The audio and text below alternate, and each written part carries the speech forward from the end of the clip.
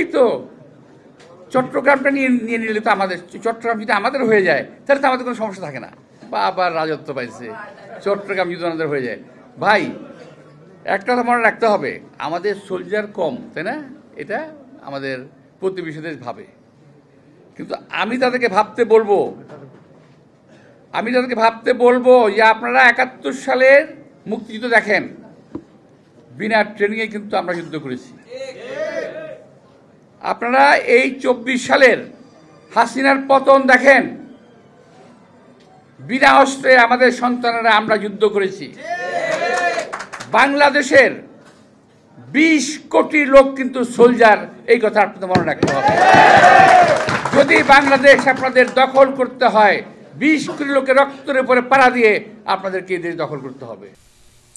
1 December জাতীয় press ক্লাবের এক অনুষ্ঠানে ভারত সম্পর্কে বিএনপির স্থায়ী কমিটির সদস্য মির্জা আব্বাসের এমন মন্তব্য বাংলাদেশ ভারতের চলমান স্নায়ুযুদ্ধ বা কোল্ড ওয়ারের বিষয়টি স্পষ্ট করেছে।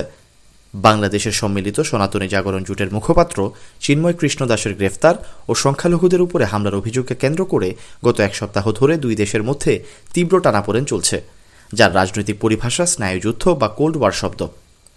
1945 সালে স্নায়ুযুদ্ধ বা কোল্ড ওয়ার শব্দটি প্রথম ব্যবহার করেন ইংরেজ সাহিত্যিক জর্জ অরওয়েল। স্নায়ুযুদ্ধ বা কোল্ড ওয়ার দ্বিতীয় বিশ্বযুদ্ধ পরবর্তী সময়ে মার্কিন যুক্তরাষ্ট্র ও তার মিত্রসমূহ এবং সোভিয়েত ইউনিয়ন ও তার মিত্রসমূহের মধ্যকার টানাপোড়েনের নাম। 1940-এর দশকের মাঝামাঝি থেকে 1980-এর দশকের শেষ পর্যন্ত তার বিস্তৃতি ছিল। প্রায় 5 দশকব্যাপী সময়কালে এই দুই শক্তিশালী দেশের মধ্যকার তীব্র প্রতিদ্বন্দ্বিতা ও রাজনৈতিক মতানৈক্য আন্তর্জাতিক রাজনীতির চেহারা নিয়ন্ত্রণ করত। মার্কিন যুক্তরাষ্ট্র ও তার মিত্র দেশসমূহ ছিল গণতন্ত্র ও পুঁজিবাদের সপক্ষে, আর সোভিয়েত ইউনিয়ন ও তার মিত্র দেশসমূহ ছিল সাম্যবাদী বা সমাজতন্ত্রপন্থী।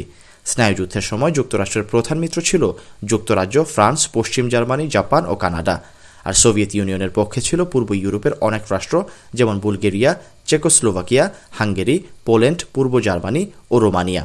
স্নায়ুযুদ্ধে প্রতিপক্ষ দেশগুলো সরাসরি লড়াইয়ের মুখোমুখি না হয়ে একে অপরকে হুমকি, সামরিক ও পারমাণবিক শক্তি প্রদর্শন, মহাকাশ প্রতিযোগিতা, ছোটখাটো যুদ্ধে আধিপত্য বিস্তার ইত্যাদি উপায়ে পরাস্ত করতে চেয়েছিল। অর্থাৎ লড়াইগুলো কখনই গরম বা ভয়াবহ হয়ে ওঠেনি, সবসময় ঠান্ডা বা শান্তই ছিল। তবে শান্ত বা ঠান্ডা হলেও এগুলো ছিল চরম উত্তেজনাপূর্ণ। 1945 সাল থেকে শুরু করে 1991 সালে সোভিয়েত ইউনিয়ন ভেঙে যাবার আগ পর্যন্ত মার্কিন যুক্তরাষ্ট্রের সাথে একমাত্র প্রতিদ্বন্দ্বী পরাশক্তি হিসেবে স্নায়ুযুদ্ধে লিপ্ত ছিল। অবশেষে সোভিয়েত ইউনিয়নের নাটকীয় পরিবর্তন ও পতনের মধ্য দিয়ে এই যুদ্ধের সমাপ্তি হয়। গত 5 আগস্টের বাংলাদেশের সাবেক প্রধানমন্ত্রী শেখ হাসিনা দেশ ত্যাগ করে ভারতে আশ্রয় নেওয়ার পর থেকে বাংলাদেশ ভারত টানাপোড়েন তথা স্নায়ুযুদ্ধ চলে আসছে। ডক্টর মোহাম্মদ ইউনূসের অন্তর্বর্তীকালীন সরকার ক্ষমতাসীন হওয়ার পর ভারত স্বাগত জানায়নি, উল্টো সরকারের বিভিন্ন পদক্ষেপের সমালোচনা করেছে। বিশেষ করে সংখ্যালঘু হিন্দু সম্প্রদায়ের বাড়িঘরে লুট, অগ্নিসংযোগ, মন্দিরে হামলা, সনাতন জাগরণ মঞ্চের মুখপাত্র চিন্ময় দাসকে গ্রেফতার, বুয়েটে ভারতীয় পতাকা পদদলিত করার ঘটনায় ভারতের ত্রিপুরা, আগরতলা, কলকাতা সহ বিভিন্ন সীমান্তবর্তী রাজ্যে বিক্ষোভে উত্তাল হয়ে ওঠে। এমনকি বিজেপির সদস্যরা আগরতলায় বাংলাদেশের ডেপুটি হাই কমিশনার দপ্তরে হামলা করেছে, জাতীয় পতাকা নামিয়ে তাতে আগুন ধরিয়ে দেওয়া হয়েছে। এই বিস্ফোরণমুখ পরিস্থিতিতে পশ্চিমবঙ্গের মুখ্যমন্ত্রী মমতা বন্দ্যোপাধ্যায় সোমবার পশ্চিমবঙ্গ বিধানসভায় আলোচনায় অংশ নিয়ে বাংলাদেশের সাম্প্রতিক অস্থিরতা নিয়ন্ত্রণ ও হিন্দুসহ সংখ্যালঘুদের সুরক্ষায় জাতিসংঘের শান্তিরক্ষা বাহিনী বাংলাদেশে পাঠানোর জন্য প্রস্তাব দেন।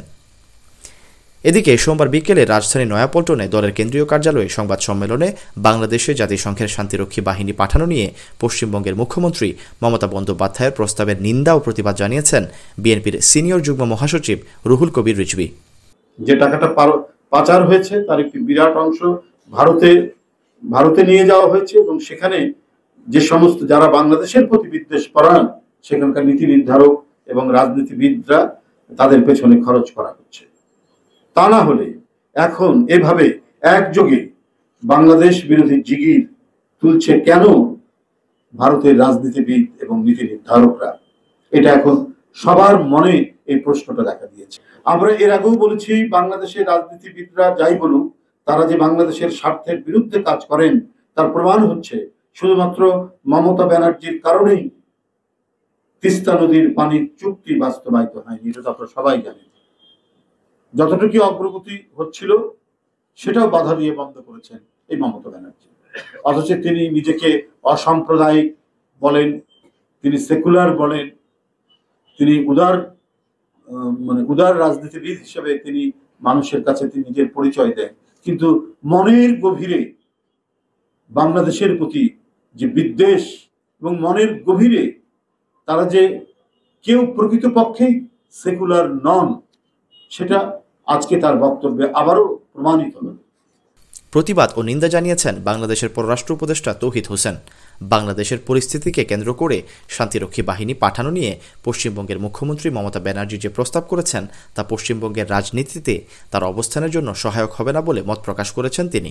মমতা ব্যানার্জির বক্তব্যকে আমরা মমতা ব্যানার্জি ধরনের বক্তব্য হিসেবে দেখতে চাই, কারণ উনি এই বক্তব্য কেন দিলেন এটা আমি ঠিক বুঝতে পারছি না। এটা তার যে ইলেকটোরেট সেটা আমি জানি। আমি কলকাতায় দীর্ঘদিন ছিলাম, আমি তার সাথে ব্যক্তিগতভাবে পরিচিত, তার বাসায়ও আমার যাতায়াত ছিল। কাজে আমি ব্যক্তিগতভাবে মনে করি যে এটা তার জন্য খুব সঠিক পদক্ষেপ না রাজনৈতিক দৃষ্টিভঙ্গি থেকে।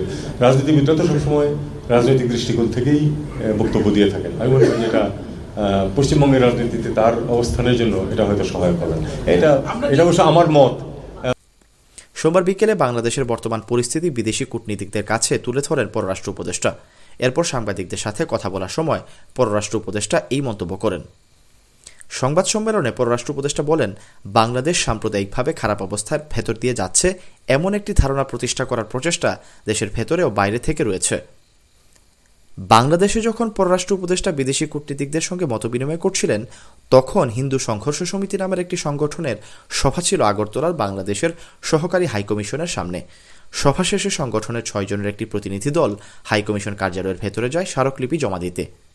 এ সময় বাইরে থাকা কিছু হিন্দু যুবক হঠাৎ বাংলাদেশের সহকারী হাইকমিশন কার্যালয়ের ভেতরে ঢুকে সাইনবোর্ড ভাঙচুর করে বাংলাদেশের জাতীয় পতাকা নামিয়ে ছিঁড়ে ফেলে এবং পরবর্তীতে আগুন লাগিয়ে দেয়। আগরতলায় বাংলাদেশের সহকারী হাইকমিশনে হামলা ও জাতীয় পতাকার অবমাননার নিন্দা জানিয়েছে ভারতের পররাষ্ট্র মন্ত্রণালয়। তাদের এক্স হ্যান্ডেলে লেখা হয়েছে, কোনো অবস্থাতেই কূটনৈতিক সম্পত্তিকে লক্ষ্যবস্তুতে পরিণত করা উচিত নয়। এই ঘটনার প্রতিবাদ জানিয়েছেন জামায়াত ইসলামের আমির ডাক্তার শফিকুর রহমান। এক ফেসবুক পোস্টে তিনি বলেছেন, ভারত নিজের দেশে তার প্রতিবেশী দেশের কূটনৈতিক মিশনের নিরাপত্তা দিতে যেখানে ব্যর্থ, সেখানে সাম্প্রদায়িক সম্প্রীতির বাংলাদেশ নিয়ে কথা বলার কোনো অধিকার তাদের থাকতে পারে না। বাংলাদেশ তাদের মাথার উপর কারো দাদাগিরি একদম পছন্দ করে না। জনগণকে সতর্ক থাকার আহ্বান জানিয়ে জামায়াতের আমির বলেন, জাতীয় ঐক্যই তার কার্যকর ঔষধ। রাজনৈতিক বিশ্লেষকরা মনে করেন, বাংলাদেশ ও ভারত এখন পরস্পরকে বন্ধু ভাবছে না, দুই দেশের মধ্যে বৈরী মনোভাব একটি অস্থিতিশীল সংঘাতের দিকে নিয়ে যাচ্ছে। দুই দেশের জন্যই যা অমঙ্গল বয়ে আনবে, সেটি কোনোভাবেই কাম্য নয়। Syed Sakib, BNA news 24।